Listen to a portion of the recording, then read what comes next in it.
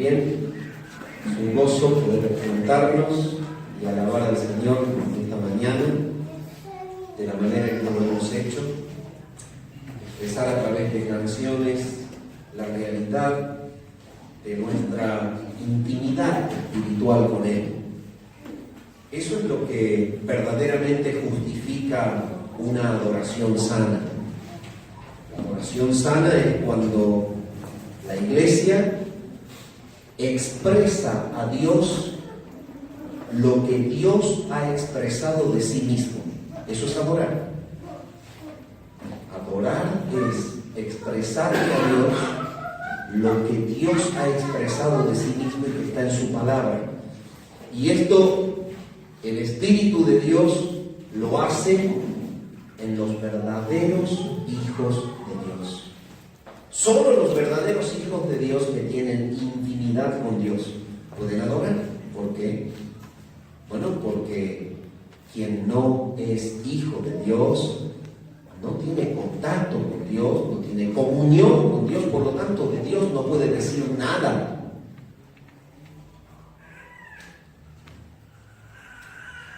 ¿Por qué hace tanto bien cuando la iglesia se reúne y adora? Por esto. Porque es un efecto general, la obra del Espíritu, desprendiendo adoración de los hijos verdaderos que le dicen a Dios lo que Él ha dicho de sí mismo, y esto alimenta y edifica la vida espiritual. Dicho de otra forma, la adoración es un propósito divino en donde Dios recibe la gloria. Y en el mismo momento en que Dios recibe la gloria, el humano salvado que lo está glorificando crece. Dios recibe la gloria y el creyente, por adorarle, crece. Él recibe gloria y el creyente crece. Es una idea divina que funciona perfectamente como todo lo que Dios piensa y hace. Y ese es el momento de la alabanza cada mañana que nos congregamos. Abra su Biblia en Romanos capítulo 8. Vamos a continuar el estudio que hemos comenzado de la epístola de Pablo a los Romanos y vamos a seguir avanzando en el capítulo 8. Y el capítulo 8 tiene un resumen en su temática. El resumen de la temática del capítulo 8 es viviendo en el poder del Espíritu Santo. Viviendo en el poder del Espíritu Santo. Y habíamos visto que este capítulo tenía divisiones.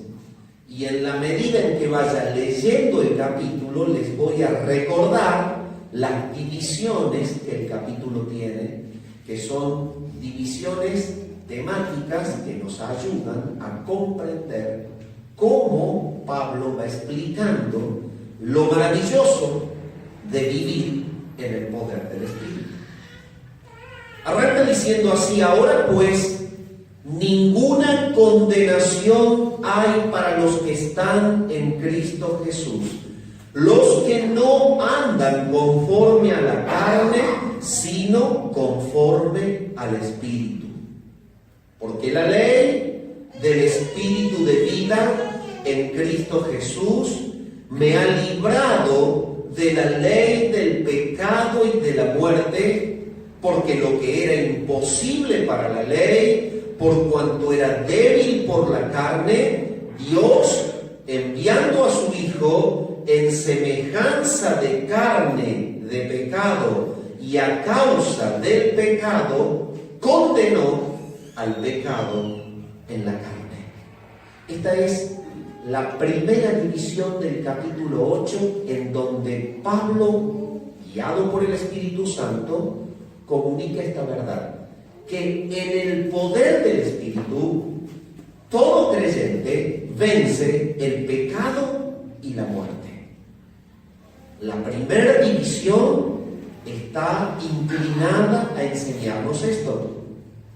Está diciéndonos que por el poder del Espíritu Santo, el que cree en Cristo vence el pecado y vence la muerte. Dicho de otra forma, el que está en Cristo tiene resuelta la muerte. Totalmente resuelta la muerte.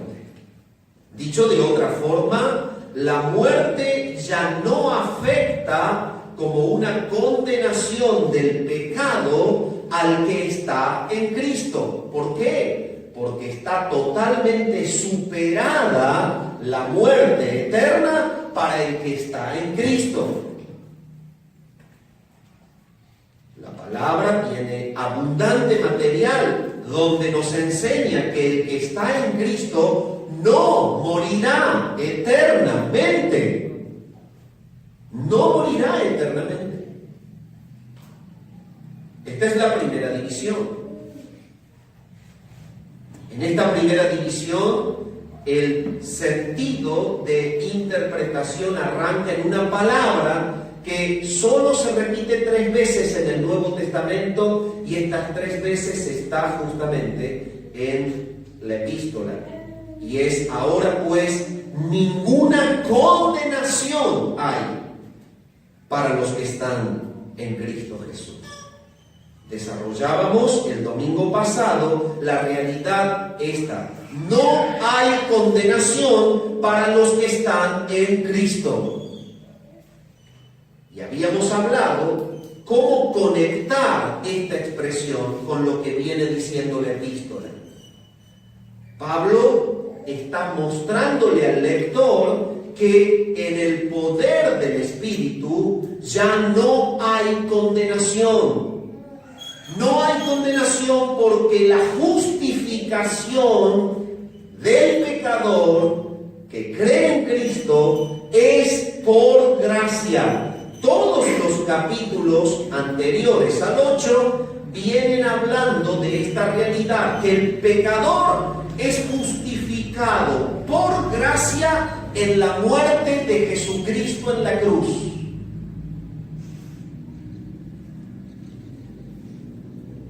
Una vez que se dedicó en los capítulos anteriores a mostrar este mensaje bendito del Evangelio, que es posible la justificación ante Dios como un regalo de gracia en la muerte de Jesucristo en la cruz, entonces ahora Pablo muestra esta verdad. Viviendo en el Espíritu, en el poder del Espíritu, la persona no es más condenada eternamente. No hay condenación para los que están en Cristo. Entonces habíamos dejado en claro este concepto. Era un concepto mutuamente excluyente. El que es justificado de sus pecados no es condenado, y el que no es justificado de sus pecados será condenado. No puede habitar conjuntamente la condenación y la justificación. El que es justificado ya no es condenado. Bueno, y todo esto tenía que ver con la relación del pecado del hombre, del humano, con el justo juez que es Dios. Y Romanos viene hablando de esto. Recuerden el capítulo 1. La ira de Dios se revela desde el cielo contra toda impiedad e injusticia de los hombres que detienen con injusticia la verdad. Y Pablo está predicando el Evangelio y está mostrando que el mensaje del Evangelio es comunicarle al pecador que hay justificación frente a Dios por pura gracia por medio de la fe en Jesucristo.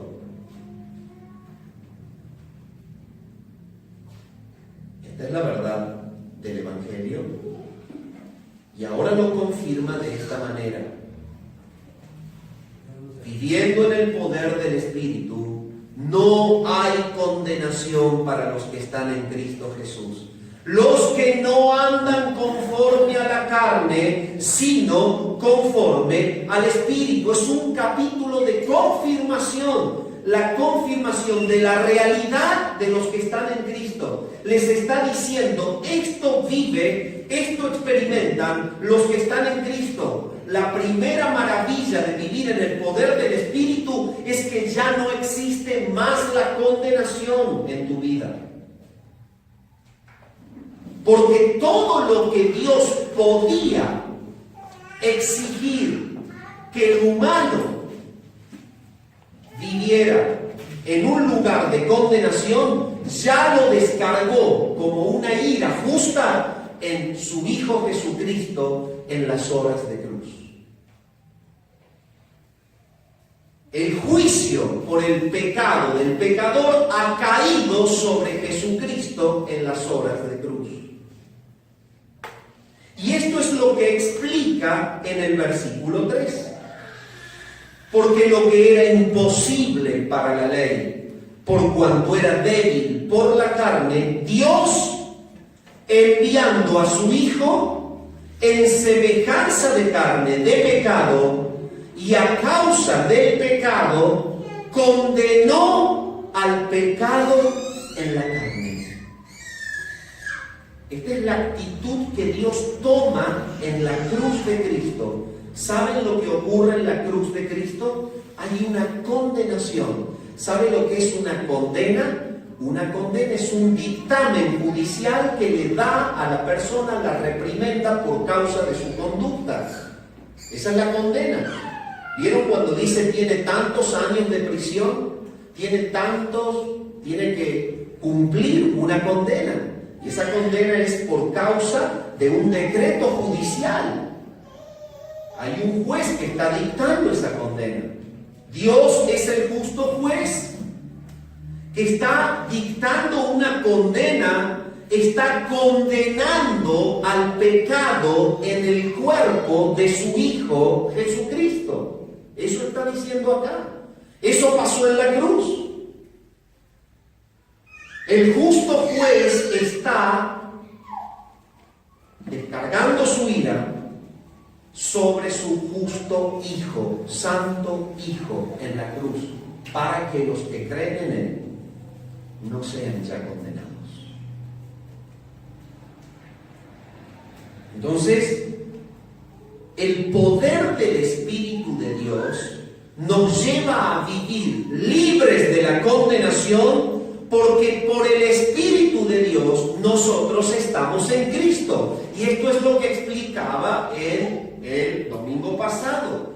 El Espíritu de Dios es el encargado de convencer al mundo de pecado, de justicia y de juicio. Lo dice San Juan 16:7 en adelante. Él convence al pecador de pecado, justicia y juicio. Ahí arranca la conversión. Ahí arranca la regeneración del Espíritu. Cuando el Espíritu Santo convence al pecador de pecado porque no cree en Cristo, de justicia porque Cristo vino y vuelve al Padre, es decir, porque Cristo es el elemento en donde Dios está juzgando el pecado, y de juicio porque el príncipe de este mundo ha sido ya juzgado, o sea, el Espíritu convence al pecador de que tiene que aceptar a Cristo, porque Cristo es el enviado de Dios para llevar el pecado del pecador, y porque en la muerte de Cristo el diablo es derrotado para siempre. Esa es la obra del Espíritu. Entonces, ¿qué está diciendo Pablo? Ustedes están en Cristo por el poder del Espíritu. ¿Qué ha hecho el Espíritu en ustedes? Los ha vinculado a Cristo, los lleva para estar en Cristo. El estar en Cristo arranca con la obra del Espíritu. Ningún impío está en Cristo sin la obra del Espíritu. El Espíritu es el que convence, el Espíritu es el que regenera, el Espíritu es el que da vida. San Juan capítulo 3 versículo 8 nos dice claramente que el que no nace del Espíritu no puede entrar en el reino de Dios. Hay un nacimiento provocado por el Espíritu. Esto es un milagro. Es algo que no lo puede manejar manejar la persona, es algo que no lo puede elaborar el hombre, es algo que viene de arriba. Para poder estar en Cristo tiene que actuar el Espíritu Santo, ligándonos a Cristo, llevándonos a Cristo, vinculándonos con Cristo. Y esto es lo que está diciendo Pablo. Bueno, no hay condenación para los que están en Cristo.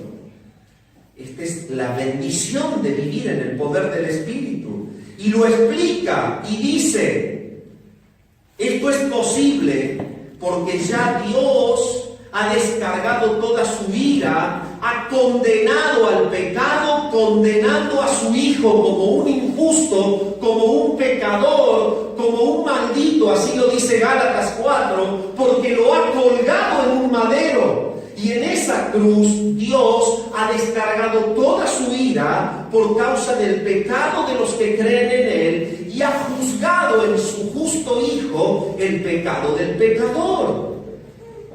Y esto es lo que Pablo está cerrando para demostrar todo lo que viene diciendo, que la justificación del pecador es por la fe en Jesucristo y no por el esfuerzo humano de cumplir una obra en la ley, o de actuar, o de obrar con el propósito de ser aceptado delante de Dios. La segunda división es el versículo 4. Para que la justicia de la ley se cumpliese en nosotros, que no andamos conforme a la carne, sino conforme al Espíritu. Recién hablaba de que el trabajo del Espíritu es unirnos a Cristo, y dije que el trabajo del Espíritu era darnos vida, regenerarnos. Ocurría algo en la persona. Es la obra del Espíritu que lo despierta para que la persona que estaba muerta en la impiedad, en su delito y en su pecado, pueda ver la hermosura de Cristo, pueda entender que Cristo es su Señor y su Salvador, pueda creer en Él, pueda arrepentirse del pecado y pueda recibirlo. Esto es lo que hace el Espíritu. Entonces, el versículo 4 dice que esto lo hace para que la justicia de la ley se cumpliese en nosotros, que no andamos conforme a la carne, sino conforme al Espíritu. Y acá está justamente revelando otra de las etapas de la obra del Espíritu en la persona. Cuando la persona es sacada de la impiedad por el poder del Espíritu y el Espíritu lo regenera, lo salva, lo hace nacer de nuevo, el Espíritu Santo mora en esa persona. Efesios capítulo 1 versículos 13 y 14 dice: en él también vosotros, habiendo oído la palabra de verdad del evangelio de vuestra salvación y habiendo creído en él, fuisteis sellados con el Espíritu Santo de la promesa. Hay un sello. Es el Espíritu Santo morando en ese creyente, adoptando el cuerpo, la persona esa, su ser, como un templo. Así como nosotros estamos adentro de este templo, así el Espíritu está morando dentro del que llevó de la impiedad a creer en Jesucristo. Entonces Efesios 1 habla de la última etapa de la obra regeneradora del Espíritu, por la cual todo pecador que cree en Cristo es unido a Cristo, es llevado a estar en Cristo. Primera Corintios 3:16 dice: ¿o ignoráis que vuestros cuerpos son templo del Espíritu Santo? Entonces el Espíritu de Dios ahora está habitando. No solamente que te ha llevado de la impiedad a estar en Cristo, dándote nueva vida, regenerándote, sino que te está habitando. Y cuando te está habitando, te está dirigiendo. Entonces, el versículo 4 es la segunda división de comprensión del pasaje. Dice: para que la justicia de la ley se cumpliese en nosotros, que no andamos conforme a la carne, sino conforme al Espíritu. Ahora, en la nueva vida hay un nuevo andar. La palabra en el original griego es esta: es que la presencia del Espíritu Santo en el que cree en Cristo como su Señor y Salvador se deja ver, se revela, se manifiesta hacia afuera en un cambio de conducta que lleva a la persona de vivir bajo los impulsos de la carne a vivir bajo los impulsos del Espíritu. Toda persona que dice tener a Cristo y vive enredado en la práctica de sus deseos carnales, lo único que está haciendo es mentirse a sí mismo. La palabra es clara. Entonces, el versículo 4 es la segunda división y Pablo está diciendo: el poder del Espíritu lleva al creyente a vivir una vida que revela la santidad del carácter de Dios, que no es otra cosa más que lo que pretendía imponerle la ley al humano. ¿Qué le imponía la ley al humano? Que viviese bajo la norma moral del carácter de Dios, que pensase sanamente, que hablase prudentemente, que se condujese rectamente. Esto es lo que perseguía la ley cuando fue dictada. ¿Por qué perseguía la ley eso? Porque la ley fue dictada a un pueblo propio, escogido por Dios, en el pueblo de Israel, y el propósito de Dios al escoger ese pueblo era mostrarle al mundo idólatra quién era Dios.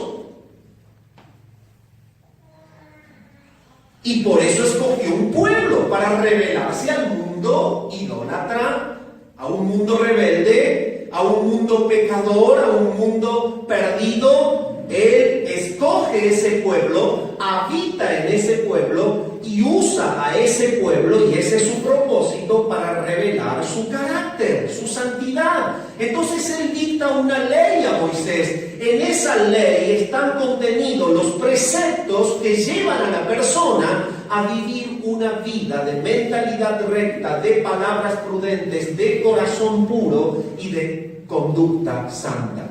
El punto es que por la rebeldía de Israel, ese propósito fue torcido. Y ahora Dios está mostrando el nuevo pacto que hace con Israel. Y ese nuevo pacto que hace con Israel se encuentra en Jeremías capítulo 31, y te invito a que lo vayas a buscar. Jeremías capítulo 31. Voy a leer desde el 31 al 34. Dice: he aquí que vienen días, dice Jehová, en los cuales haré nuevo pacto con la casa de Israel. Esos días que están siendo vistos por el profeta, días futuros, se cumplen en la primera venida de Cristo, en la ascensión de Cristo, que da lugar o paso a la venida del Espíritu Santo. En el día de Pentecostés, Hechos capítulo 2. El profeta dice: este es el nuevo pacto que yo haré con la casa de Israel y con la casa de Judá, no como el pacto que hice con sus padres el día que tomé su mano para sacarlos de la tierra de Egipto, porque ellos invalidaron mi pacto. ¿Se dan cuenta? Él hizo un pacto con ellos, pero Israel fue infiel. Se volvió a los ídolos. Fue un pueblo rebelde. Isaías capítulo 1 lo declara: yo crié hijos y los engrandecí, y ellos se rebelaron contra mí. Entonces el propósito que Dios tenía en Israel, el mismo Israel, violando el pacto, lo torció. Pero en la fidelidad de Dios, Él está comunicando por la boca del profeta un nuevo pacto. Y ese nuevo pacto es el que está declarando Jeremías acá. Y está diciendo lo siguiente: no como el pacto que hice con sus padres el día que tomé su mano para sacarlos de la tierra de Egipto, porque ellos lo invalidaron, aunque fui yo un marido para ellos, dice Jehová. Pero este es el pacto que haré con la casa de Israel después de aquellos días, dice Jehová. Este es el pacto que haré con la casa de Israel después de aquellos días, dice Jehová. Ahora, noten ustedes la naturaleza del nuevo pacto. ¿Qué hace Dios en ese nuevo pacto? Ese nuevo pacto se basa en lo siguiente. Dice: daré mi ley en su mente. ¡Epa! Eso es vinculación con el contexto lejano. Daré mi ley en su mente. Y dice: y la escribiré en su corazón. Entonces el nuevo pacto es un nuevo pacto en el cual se promete que Dios invadirá a la persona desde adentro con su espíritu, transformando la mente y el corazón. Yo les voy a dar una nueva mente. Yo les voy a dar un nuevo corazón. ¿Qué tremendo? Y dice lo siguiente: y yo seré a ellos por Dios, y ellos me serán por pueblo. Y no enseñará más ninguno a su prójimo, ni ninguno a su hermano, diciendo: conoce a Jehová, porque todos me conocerán, desde el más pequeño de ellos hasta el más grande, dice Jehová, porque perdonaré la maldad de ellos y no me acordaré más de su pecado. El nuevo pacto que Dios está anunciando es un pacto en el cual Dios trabaja ya desde adentro, da una nueva mente, provee un nuevo corazón para que la persona pueda, por el poder del Espíritu, ajustarse a su ley moral. Ahora ya no necesita cumplir la ley moral desde afuera, sino que lo que está diciendo es que por el poder del Espíritu, esa persona que cree en Cristo podrá cumplir con su conducta lo que antes en el antiguo pacto exigía la ley. ¿Me expreso? La ley exigía que el hombre se conduzca santamente. Pero hemos hablado y hemos enseñado que la ley exponía al hombre su propio pecado. ¿Por qué? Y porque por la debilidad del humano, que siempre piensa pecar y que siempre siente rebelarse contra Dios, el humano no se podía sujetar a esa ley y era encontrado transgresor y por lo tanto condenado. Pero Pablo está mostrando que en el poder del Espíritu hemos superado la ley del pecado y de la muerte, versículo 2. Y que por haber superado la ley del pecado y de la muerte en la regeneración del Espíritu y con la habitación del Espíritu Santo, que es el cumplimiento de esa profecía del nuevo pacto, ahora el humano puede vivir la justicia de la ley por el poder del Espíritu Santo. Esa es la iglesia que vive en santidad. Esa es la manera en que un creyente puede vivir libre de la práctica del pecado en su cuerpo. Esa es la manera en que Dios se glorifica en este tiempo en los que son de Cristo, porque en ellos está habitando el Espíritu Santo y porque los que están en Cristo viven no conforme a las reglas de la inmoralidad de la época, no conforme a las reglas del supuesto avance cultural del humano, que acepta la inmoralidad, la perversión, la rebeldía, el homosexualismo, el lesbianismo, la pornografía.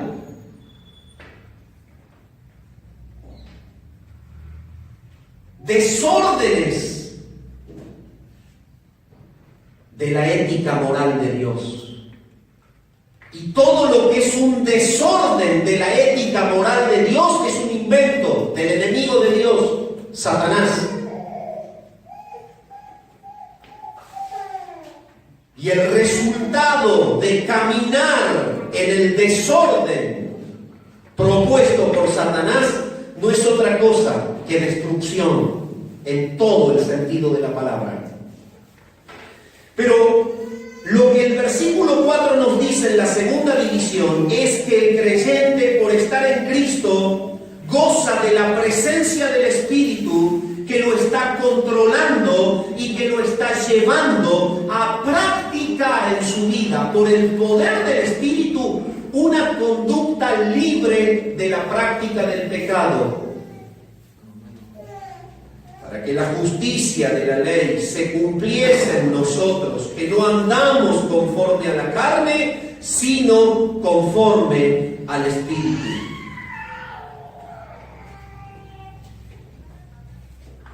Y entonces el versículo 5 da inicio a la tercera división del pasaje. La tercera división del pasaje es conectiva con la segunda. Aquí está mostrando de qué manera, desde el versículo 5 al 13, de qué manera prácticamente cuando el Espíritu nos habita, hace que nosotros podamos vivir conforme a la regla moral de Dios, o sea, en santidad. ¿De qué manera? ¿De qué manera la persona que está en Cristo puede vivir una vida distinta a la del mundo? ¿De qué manera la persona que está en Cristo puede caminar por este mundo dando gloria a Dios, totalmente ajeno de hacer la voluntad de Satanás?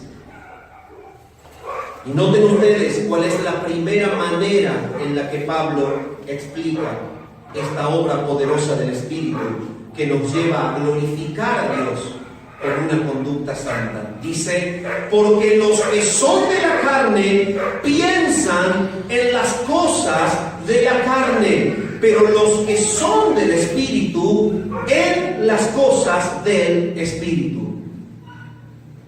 O sea que cuando el Espíritu de Dios nos regenera, comienza trabajando en nuestra mente. Por eso San Juan 16 dice que Él convence al pecador, convence al mundo de pecado, de justicia y de juicio. Para convencer al mundo, el Espíritu comienza regenerando nuestra mente.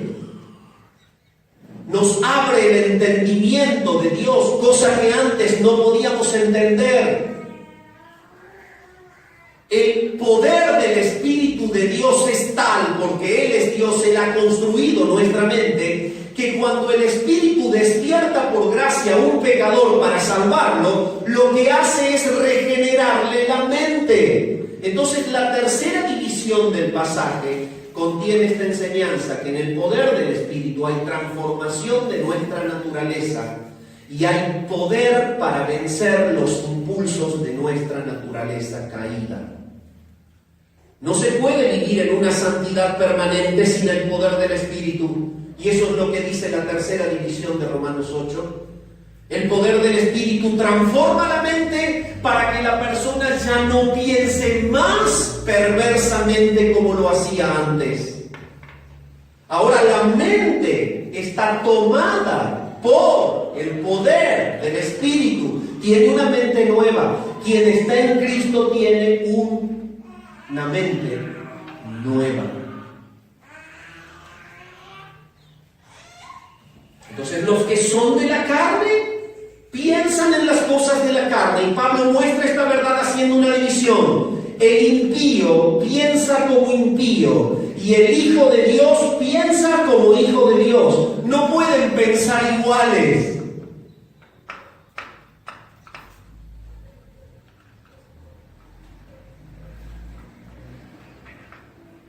Y la distinción está en que la persona impía es señalada aquí, es calificada aquí como los que son de la carne.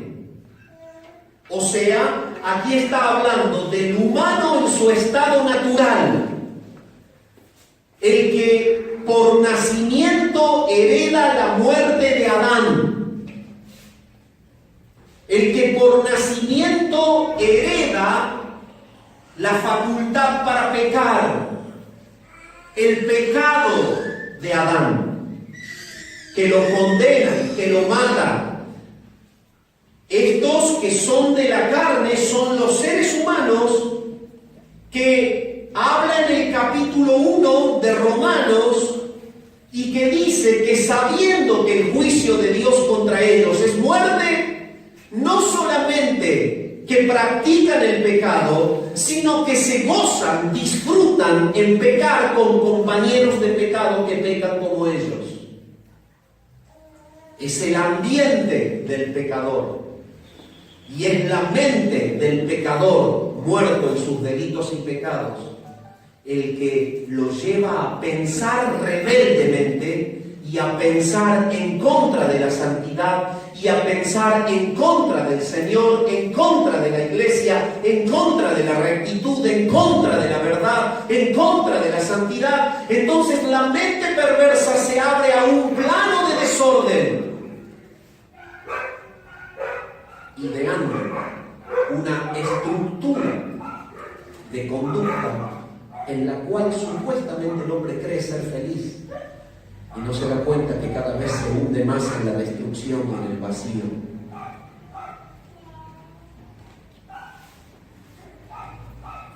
¿Qué está diciendo Pablo?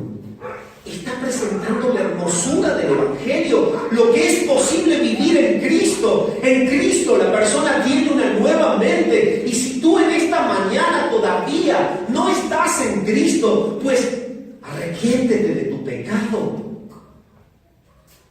Si tú no estás en Cristo, pide perdón por tu pecado, entiende que Cristo es el Señor, entiende que Dios envió a su Hijo para castigarlo por el pecado que no cometió, con el propósito de que los pecadores que creen en Él ya no sean juzgados por ese pecado, sino que sean liberados de la condenación. Eso dice Romanos 8. Ven a Cristo si no estás en Cristo, ven a Él en esta mañana, arrepiéntete de tu pecado y cree.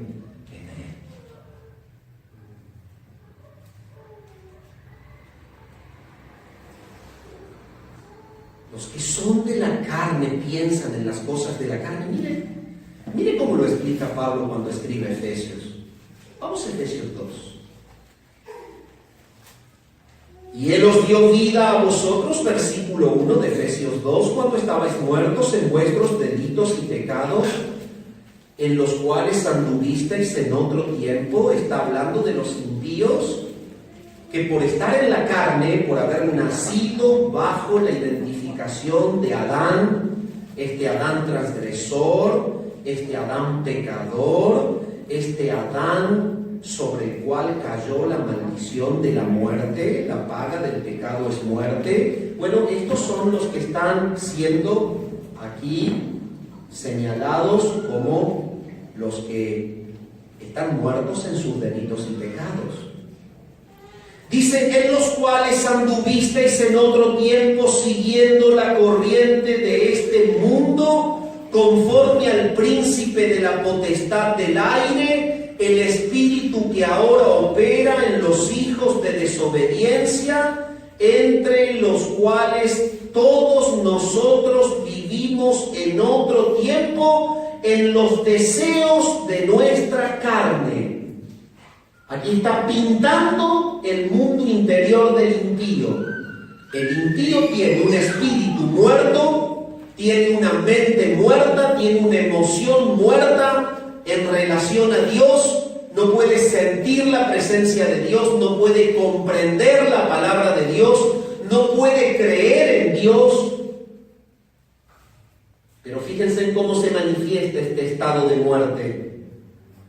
Dice que los que están en la carne, bajo el control de Satanás, el espíritu que opera en ellos, y este es el controlador de ese reino de muerte, el príncipe de las potestades del aire, ese control se manifiesta de esta manera, entre los cuales todos nosotros vivimos en otro tiempo, haciendo los deseos de nuestra carne. ¿Cómo trabaja el diablo en la persona muerta en sus delitos y pecados? Incitándolo permanentemente a satisfacer sus placeres carnales. ¿Y cómo lo hace? Vivimos en otro tiempo en los deseos de nuestra carne, haciendo la voluntad de la carne y ¿de qué más? De los pensamientos. Esta es la mente carnal. Los que son de la carne, dice Pablo escribiendo a Romanos, piensan en las cosas de la carne. ¿En qué piensa la carne? En satisfacer los placeres pecaminosos del cuerpo. Por eso cuando Colosenses 3 habla de la vieja vida, dice, hagan morir lo terrenal en ustedes: fornicación, adulterio, pasiones desordenadas, malos deseos, obras de la carne. Obras de la carne. Acá habla de que el humano muerto en su delito y pecado tiene sujeta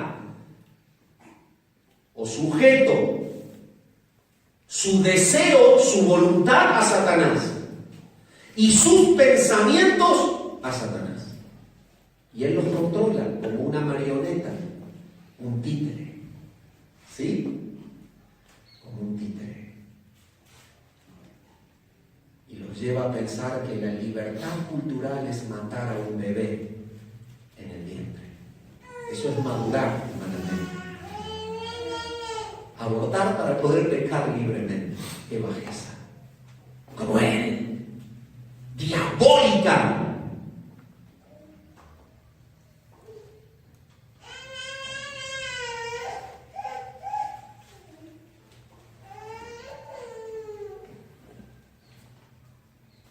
Sin embargo, Pablo dice a los efesios que Dios nos dio vida cuando estábamos muertos, sujetos al control de Satanás, en la voluntad y en los pensamientos. Él nos dio vida. Este es el acto de la regeneración del espíritu que cambia la mente y que transforma el corazón. Vamos a Filipenses. Capítulo 3, versículo 19. Dice: el fin de los cuales será perdición, cuyo Dios es el vientre. Estas son las personas que viven pensando en satisfacer el deseo carnal y que idolatran la buena sensación que se experimenta comiendo, idolatran de una manera clara, hacen del alimento un dios. Y dice: el fin de los cuales será perdición, cuyo Dios es el vientre y cuya gloria es su vergüenza, que solo piensan en lo terrenal. Estos son los que tienen la mente muerta en sus delitos y pecados.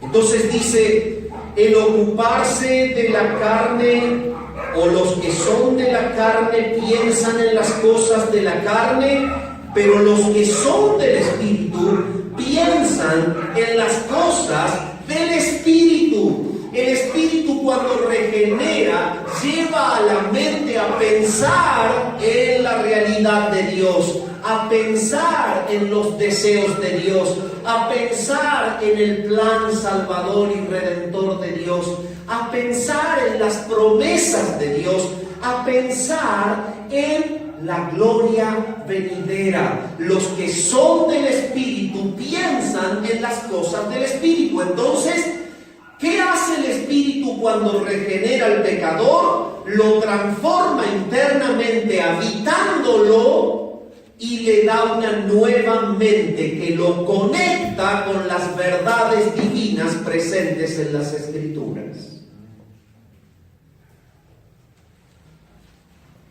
Ahora la persona puede leer y entender la Biblia. Ahora la persona puede leer y creer las promesas de Dios. Ahora la persona puede estar frente a Dios estando frente a su palabra.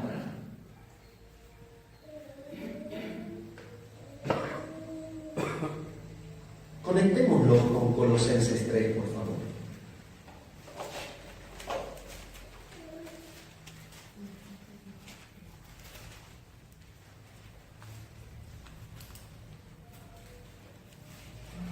Si pues habéis resucitado con Cristo.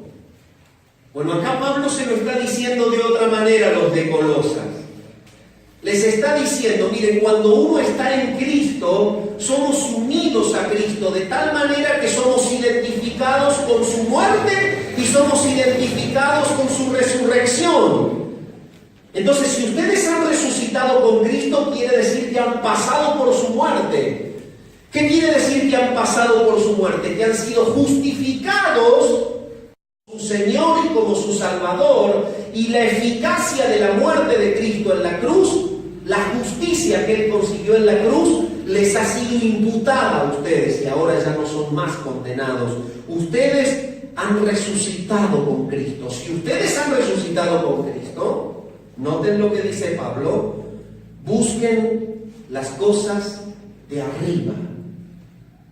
Los que son del Espíritu piensan en las cosas del Espíritu. El Espíritu te conecta hacia arriba con Dios.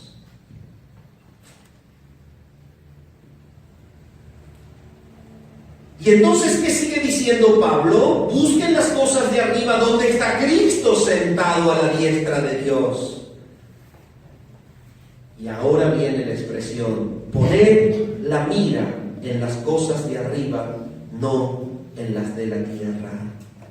La expresión mira es traducida mira, pero el original utiliza el término nos es mente.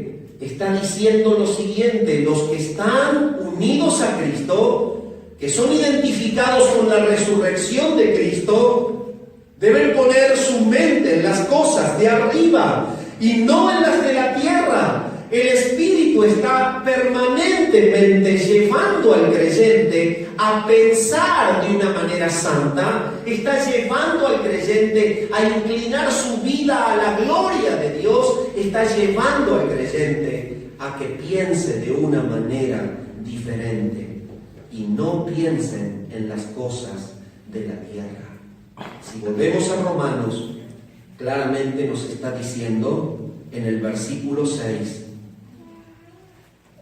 el resultado de ocuparse en la carne es muerte, pero el ocuparse del Espíritu es vida y paz. Este término ocuparse en el original griego es un sustantivo del verbo del versículo 5 que está refiriéndose simplemente a la conducta práctica de la persona que vive bajo la guía del Espíritu que le ha dado una nueva mente. Entonces, amado hermano, el desafío en esta mañana es que tú entiendas que vivir bajo el poder del Espíritu de Dios es disfrutar esta nueva fuerza sobrenatural, divina, que te lleva a pensar de una manera santa, a pensar de una manera correcta, a pensar de una manera justa, a estar conectados con la verdad de Dios, completamente abocados a dar gloria a Dios, Si te invitan a practicar una injusticia, el Espíritu en tu mente pondrá que no lo debes hacer. Si te invitan a practicar con tus miembros pecado, el Espíritu de Dios pondrá en tu mente que eso es incorrecto y no glorifica a Dios. Y si tú tienes en tu interior alguna inclinación a una mentira, a una falta de transparencia, alguna conducta que no glorifica a Dios, el Espíritu que te habita y que tiene control de tu mente y de tus miembros, te ayudará para que no mientas, te ayudará para que digas la verdad, te ayudará para que sujetes la boca de la mala palabra, te ayudará para que no estés asociado con el desorden moral que reina en el mundo por causa de los que piensan diabólicamente sujetos al príncipe de las potestades del aire. Esto es lo que Pablo dice: la iglesia santa, la iglesia bíblica, la iglesia que entiende la palabra, el verdadero Hijo de Dios, no vive como vive el impío, vive una nueva vida bajo el poder del Espíritu Santo.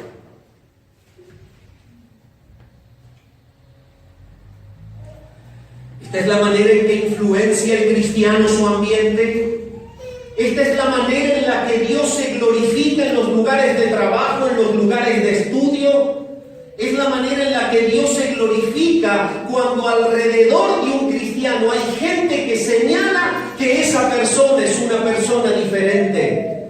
Es el poder de un evangelio que se lo expresa a través de la manifestación de un nuevo nacimiento real en la persona que vive glorificando a Dios fuera de satisfacer sus deseos carnales.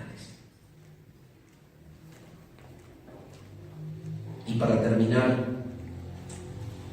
esta ocupación está hablando de la influencia permanente del Espíritu de Dios en la vida de los regenerados. Es el impulso natural, poderoso, que Dios ha diseñado darle a sus hijos para que puedan atravesar el camino de la vida, en donde estarán bombardeados por la invitación del pecado, en donde estarán convidados diariamente a desobedecer a Dios, a deshonrar a Dios. Estarán convidados todos los creyentes en el camino de la vida a pecar, pero podrán dar gloria a Dios por causa del poder del Espíritu de Dios, que los lleva a pensar de una manera santa y a vivir de una manera obediente. El versículo 7 dice: por cuanto los designios de la carne son enemistad contra Dios. Estos designios de la carne están hablando de aquellas manifestaciones naturales de una naturaleza que todavía nosotros la tenemos ligada a un mundo pecador. Esto yo ya lo he explicado otras veces. Nosotros somos redimidos por gracia, hemos sido justificados, pero hay una etapa de la redención que todavía no se ha cumplido y que la va a aclarar Pablo más adelante desde el versículo 17 al 30, que es la glorificación. Todavía no llegó la glorificación. ¿Qué quiere decir eso? Que somos redimidos, que somos justificados, que somos salvos, pero todavía convivimos con un cuerpo que está inclinado a pecar. Entonces, Santiago aclara y dice: cuando alguno es tentado, no diga que es tentado de parte de Dios, porque Dios no puede ser tentado por el mal, ni Él tienta a nadie. Pero cuando alguno es tentado, lo es cuando de su propia concupiscencia es atraído y seducido. Entonces, ¿hay una concupiscencia todavía en el creyente? Sí, la hay. Pero el punto es que Pablo está revelando que esa concupiscencia Dios ha diseñado que esté sujeta al poder del Espíritu. Entonces, cuando la concupiscencia te quiera llevar a transgredir, el Espíritu te va a sujetar en santidad. Cuando tu concupiscencia quiera transgredir, el Espíritu te va a contener en la santidad. Y esto es lo que dice Gálatas capítulo 5, versículo 16. Digo pues, andad en el Espíritu y no satisfagáis los deseos de la carne. Y ahí dice, porque el deseo de la carne, el que tiene la persona por estar en este cuerpo carnal hasta el día de la glorificación, hasta que sea transformado nuestro cuerpo en la resurrección de los justos. Hasta ese día hay un deseo del Espíritu que es en contra del deseo de la carne, y hay un deseo de la carne que es en contra del deseo del Espíritu. Y ahí Pablo lo aclara: estos se oponen entre sí para que no hagamos lo que quisiéramos. Entonces, ¿cómo opera el mecanismo de la santidad? Habíamos estudiado que en la vieja naturaleza, lo decía Efesios, la manera de pecar era estar controlados por un poder, el poder del espíritu de Satanás, que opera en los hijos de desobediencia y que nos llevaba a pensar carnalmente y a buscar satisfacer los deseos de la carne. Era un poder, pero ahora en el reino de Cristo hay otro poder. ¿Cuál es el poder? El poder del Espíritu Santo.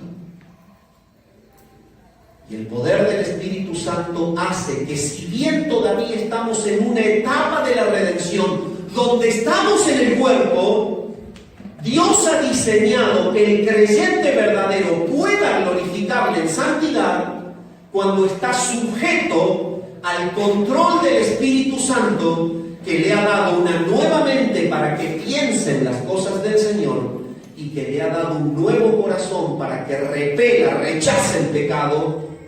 Y de esa manera, cuando la concupiscencia surge y la tentación llega, el creyente, bajo el poder del Espíritu, tiene la capacidad de decir que no.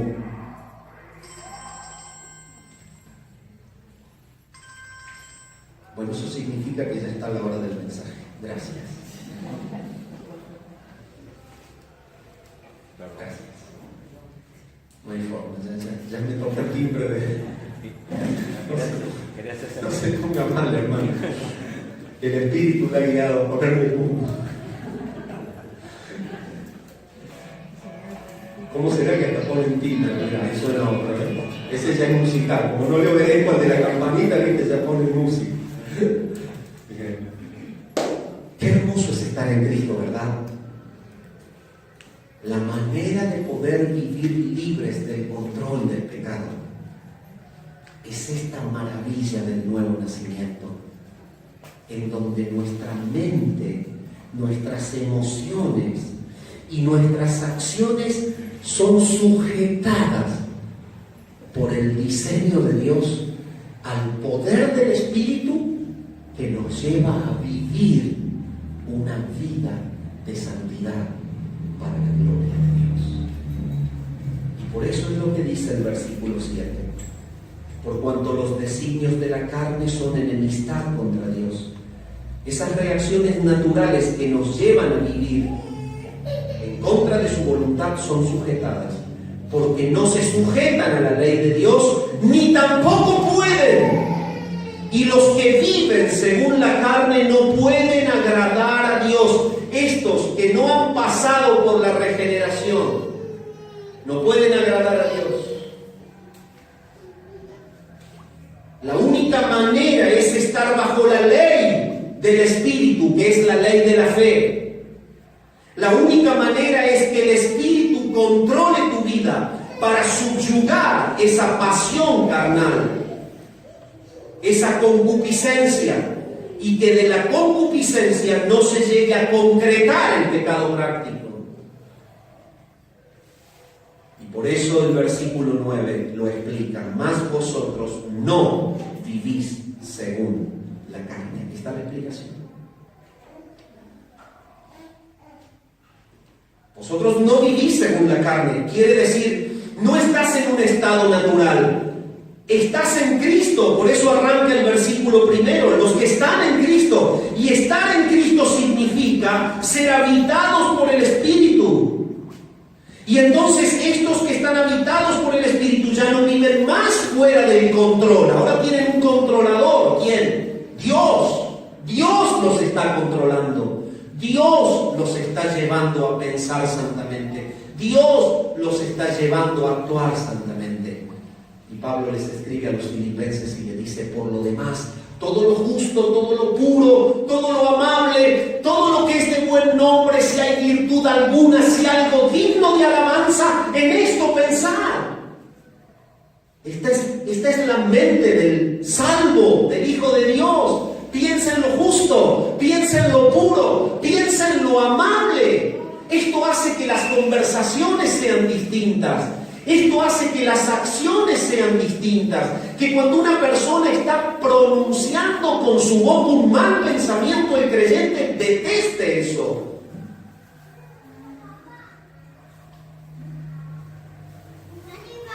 Y Dios se glorifica en la santidad de ese creyente que piensa de esta manera y que obra de esta manera. Entonces,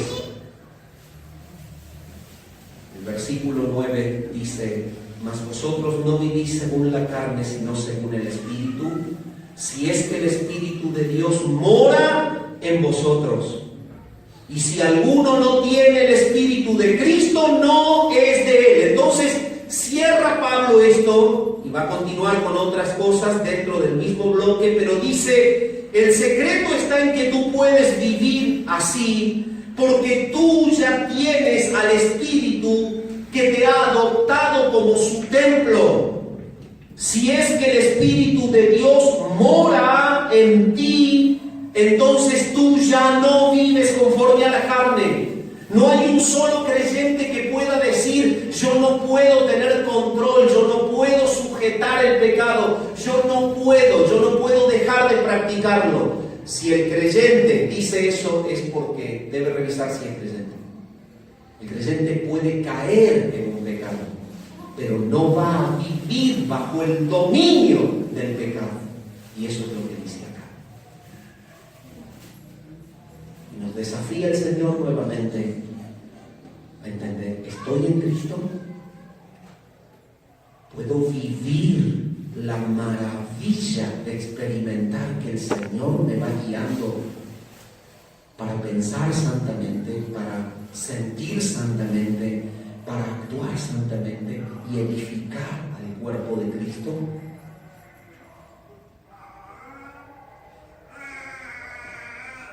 Gózate en la santidad, hermano. Disfruta que el Espíritu de Dios vive dentro de ti. Es el sello de una adopción y es la garantía de la redención del cuerpo. Este es el eslabón que nos conecta a los dos bloques que vamos a seguir estudiando en los domingos venideros.